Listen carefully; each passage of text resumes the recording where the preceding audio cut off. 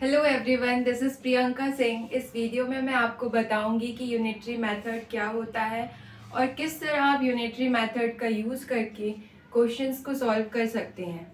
So first of all, unitary method क्या होता है? So this is a method in which first we find the value of one unit and then the value of the required number of units.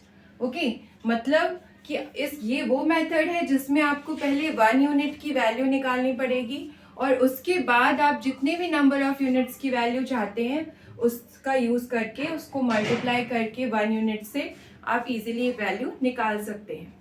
तो इस method को सबसे पहले हम इस क्वेश्चन में सॉल्व करके देखते हैं, सो आपको अच्छे से क्लियर होगा। So the question is, if the cost of dozen soap is rupees 153.60, then what will be the cost of 15 such soaps? Okay, तो इसमें देखिए आपको कॉस्ट दी है, लेकिन कितने कितने सोप्स की कॉस्ट दी है, तो वो लिखा है dozen soaps. Dozen soaps means आप जानते हैं one dozen is equals to 12। Okay, one dozen is always 12। That means आपको 12 सोप्स की कॉस्ट दी है। सो हम लिख लेते हैं cost of 12 soaps is equals to rupees 153.60. Okay, so the cost of 12 soaps is given. Now the unitary method says that first we will find the value of one unit, then the value of the required number of units. तो आपको one unit की value निकालनी पड़ेगी, means आपको one soap की cost निकालनी पड़ेगी। सो हम निकाल लेते हैं कॉस्ट ऑफ वन सोप। इसको निकालने के लिए आपको ये जो 12 है that will divide by this, means आपको इसके नीचे लिखना है और इस नंबर को 12 से डिवाइड कर देना है। सो आप लिख लेंगे रुपीज 153.60 डिवाइडेड बाय 12। ओके, ये 12 वन बन गया। सो 12 को आपको यहाँ लिख देना है इस नंबर के नीचे। इसको सॉल्व कर लेते हैं। कैसे सॉल्व किया जाएगा? डेसिमल रिमूव करेंगे तो 2 डेसिमल प्लेसेस है, तो आप नीचे 2 जीरो लगा देंगे, ठीक है, और इसको अब सॉल्व कर लेंगे सिंपल फॉर्म में, लोअर फॉर्म में कन्वर्ट कर लेंगे। एक जीरो से एक जीरो कैंसिल हो गया। अब देखिए ये दोनों किससे डिवाइड हो रहे हैं? आप देख सकते हैं ये 6 से डिवाइड हो जाएगा, तो 6 से करके देखते हैं। 6 2 ज़ा 12, 6 5 ज़ा 30, 6 6 ज़ा 36 एंड दिस इज 20 टाइम्स। 6 से हमने ऊपर नीचे डिवाइड कर दिया। अब आप 2 से कर दीजिए। सो 2 10 ज़ा 20, 2 1 ज़ा 2, 2 2 ज़ा 4, 2 8 ज़ा 16। Okay, so this is rupees 12.8। तो ये आपकी कॉस्ट आ गई एक सोप की 12.8 रुपीज। ओके, आपको क्या चाहिए? What will be the cost of 15 such soap? 15 soaps की कॉस्ट चाहिए। सो कॉस्ट ऑफ 15 सोप्स, इसके लिए आपको क्या करना पड़ेगा?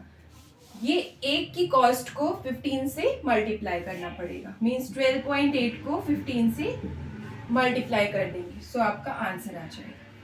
So what will be the answer? Multiply कर लीजिए आप सिंपल 128 को 15 से। सो this is 1920। Okay, this is 1920 और एक डेसिमल प्लेस है, तो आप यहाँ भी एक डेसिमल प्लेस के बाद डेसिमल लगा देंगे, तो आपको क्या मिल गया? 192। सो this is the answer of this question. इस तरह से अगर आप सॉल्व करते हैं तो उस मेथड को बोलते हैं यूनिटरी मेथड। आपको जो भी क्वांटिटी दी है उसके लिए पहले वन की वैल्यू निकालिए, वन यूनिट की, और फिर जितने रिक्वायर्ड नंबर ऑफ यूनिट्स पूछे हैं उनसे मल्टीप्लाई कर दीजिए। ओके, सो ये है सोल्यूशन। अब हम सेकेंड क्वेश्चन करते हैं। The second question is cost of 105 envelopes is rupees 350। तो आपको क्या दिया है? Cost of 105 envelopes is rupees 350, ये दिया है आपको, ठीक है। और फिर क्या पूछा है? How many envelopes can be purchased for rupees 100। आपको यहाँ पर ये पूछा है कि 100 रुपीज में आप कितनी एनवेलप खरीद सकते हैं। तो 100 रुपीज में कितने खरीद सकते हैं ये पूछा है, तो पहले आपको 1 रुपी में हम कितने खरीद सकते हैं ये निकालना पड़ेगा, ठीक है, यही है रूल एलिमेंट्री का। ये जो यूनिटरी मेथड है ये बोलता है कि आपको जितने नंबर ऑफ यूनिट्स के लिए निकालना है उसका पहले 1 यूनिट निकाल के देखिए। तो आपको यहाँ कितना चाहिए, 100 रुपीज के लिए नंबर ऑफ एनवेलप्स चाहिए, तो आप पहले 1 रुपी का चेक करेंगे कितने एनवेलप्स आप खरीद सकते हैं। तो ये हमें नहीं लिखना पड़ेगा, हमें इसका उल्टा लिखना है। That means in rupees 350 number of envelopes purchased is equals to 105। सो आपको इस फॉर्म में लिखना पड़ेगा बिकॉज आपको 1 रुपी के लिए निकालना है। तो यहाँ जो नंबर रहेगा वही डिवाइड हो जाएगा, तो आपका 1 रुपी का आ जाएगा। सो आप इस तरह से लिखेंगे in rupees 350 number of envelopes purchased is 105। अब हम निकालते हैं इन रुपी 1 कितने एनवेलप आप खरीद सकते हैं, number of envelopes purchased. So this is equals to 105 divided by, इसको आपने 1 लिख दिया, सो ये आपका उधर नीचे डिवाइड में आ जाएगा, 105 डिवाइडेड बाय 350। तो ये आप निकाल लेंगे, जितना भी आएगा डेसिमल में आएगा, क्योंकि नीचे की क्वांटिटी ऊपर न्यूमरेटर की क्वांटिटी से बड़ी है। ओके, तो हमारे अभी हमारा जो मोटिव है वो तो 100 रुपीज में कितने एनवेलप होते हैं वो निकालना है। तो हम वो निकालते हैं in rupees 100। So number of envelopes purchased is 1 रुपी के लिए इतने एनवेलप्स है, दैट मीन्स 100 रुपीज के लिए आपको इसको 100 से मल्टीप्लाई कर देना है। So this is 105 by 350 into 100। इसको सॉल्व कर लीजिए। सॉल्व करना बहुत सिंपल है, ये 0 से 0 कैंसिल हो जाएगा एंड 5 7 जा 35, 5 2 जा 10। ओके, एंड 105 भी 7 से डिविजिबल है, तो 7 से कट कर दीजिए, 7 1 जा 7, 7 5 जा 35, सो दिस इज 30।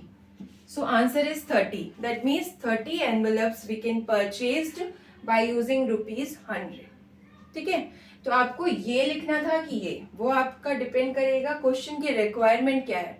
आपको 100 एनवेलप्स के लिए निकालना है तो पहले 100 रुपीज के लिए निकालना है तो पहले 1 रुपी के लिए आप निकालेंगे। तो 1 रुपी के लिए निकालने के लिए पहले इसको आप यहाँ लिखेंगे एंड इसको वहां, एंड देन 1 रुपी के लिए इसको नीचे ले आएंगे 105 डिवाइडेड बाय 350, और फिर 100 रुपीज के लिए आपको इस क्वांटिटी को सिर्फ 100 से मल्टीप्लाई कर देना है और सॉल्व कर लेना है। Okay, so the answer is 30। That means we can purchase 30 envelopes by using rupees 100। ठीक है, अब हम नेक्स्ट क्वेश्चन सॉल्व करते हैं, third one. So first of all, in the third question, a car travels 90 kilometers in 2 whole 1/2 hours.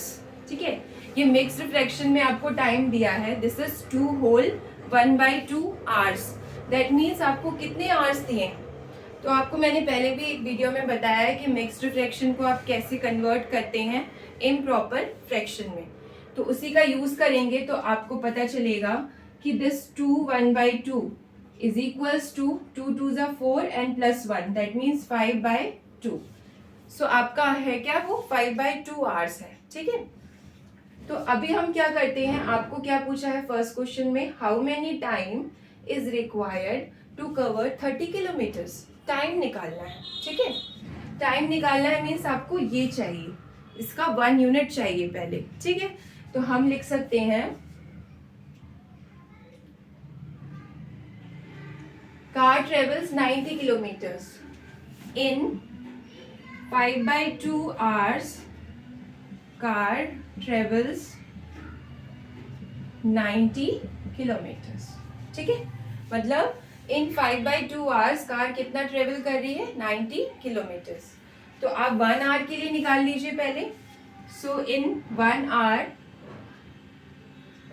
Okay, इस तरह से हम लिख सकते हैं इसको। और एक वे है, क्या है वो, टाइम टेकन टू कवर और टू ट्रेवल 90 किलोमीटर्स। ये भी एक वे है लिखने का इसी को, जो आपको गिवन है कि time taken to cover 90 kilometres, car कितना टाइम लेती है 90 किलोमीटर्स को चलने में, दिस इज 5/2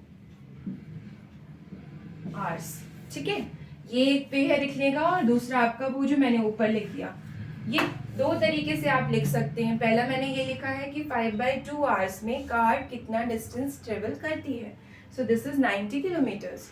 और सेकेंड मैंने लिखा है कि कितना टाइम कार लेती है 90 किलोमीटर्स को ट्रेवल करने में, विच इज 5/2 आवर्स। है दोनों में सेम, बस वे है एक राइटिंग का आपका, दो डिफरेंट वे। इस वे से आप क्योंकि क्या इन दो अलग अलग वे मैंने क्यों लिखा है, तो इससे आपको ये दो क्वेश्चंस जो हैं उनका सॉल्यूशन पता चलेगा। ओके, तो जो फर्स्ट क्वेश्चन है इसमें आपको क्या पूछा है, how much time. Okay, time पूछा है, तो टाइम निकालना है तो आपको पहले 1 यूनिट के लिए निकालना पड़ेगा। तो आप कौन सा फॉर्मूला यूज, कौन सा स्टेटमेंट यूज करेंगे यहाँ पर। ओके, यहाँ पर आप कितना, कौन सा फॉर्मूला यूज करेंगे, आप ये वाला यूज करेंगे, सेकेंड वाला। That means this is 30 kilometres ना। ओके, सो आपने यहाँ देख लिया है कि time taken to travel 90 kilometres is equals to 5/2 hours. ठीक है, ये हम सेकेंड वाला फॉर्म यूज कर रहे हैं। तो आप देख लीजिए पहले कितना टाइम लगेगा to travel 1 kilometre, so this is 5/2 and ये 90 नीचे आ जाएगा, so divided by 90 hours. Okay, so this is 5 और 90 कैंसिल हो जाएगा, कर दीजिए, या फिर इसको ऐसे लिख लीजिए 180।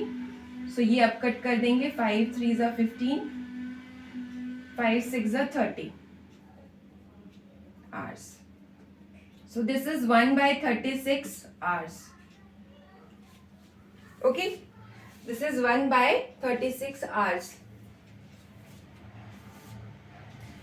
अगर आप चाहें तो इसको मिनट्स में भी कन्वर्ट कर सकते हैं, ताकि इसका जो आंसर आ रहा है वो फ्रैक्शन में ना आकर एक होल नंबर में आ जाए। इसके बाद हमें क्या चाहिए, 30 किलोमीटर्स के लिए टाइम बताना था। ओके, तो ये हमने 1 किलोमीटर के लिए निकाल लिया। सो आपका अब होगा time taken to cover 30 kilometres. So आपका जो 1 के लिए आया है दैट इज 1/36, इसको आपको 30 से मल्टीप्लाई करना है। सो 1/36 इंटू 30, तो आपको कितना मिल गया, this is 5/6 hours. Okay, 5/6 hours आपका आंसर आ गया। आप चाहें तो इसे मिनट में कन्वर्ट कर दीजिए, क्योंकि आपको पता है 1 आवर इक्वल टू 60 मिनट्स, तो इस आर की जगह आप लिख देंगे 60, तो ये 6 और 60 कैंसिल होके 10 हो जाएगा, that means 50 hours, 50 minutes answer आ जाएगा। तो आपका ये दो आंसर आ जाएगा, पहला है आवर्स में दैट इज 5/6 और मिनट्स में है 50 मिनट्स।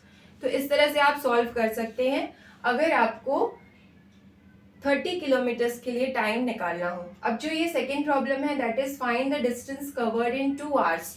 2 आवर्स में कितना डिस्टेंस कवर करेगा ये बताना है। तो ये 2 आवर्स के लिए निकालना है, तो पहले आप 1 आवर के लिए निकाल लीजिए। सो 1 आवर के लिए आपको फर्स्ट वाला स्टेटमेंट यूज करना पड़ेगा, क्योंकि यहाँ पर है 5/2, सो 1 करेंगे तो ये इधर डिवाइड में आ जाएगा 90 के। सो फर्स्ट स्टेटमेंट में लिख लेती हूँ, in 5/2 hours car travels equals to 90 kilometres. Okay, ये लिख दिया मैंने, कार ट्रेवल्स 90 किलोमीटर्स।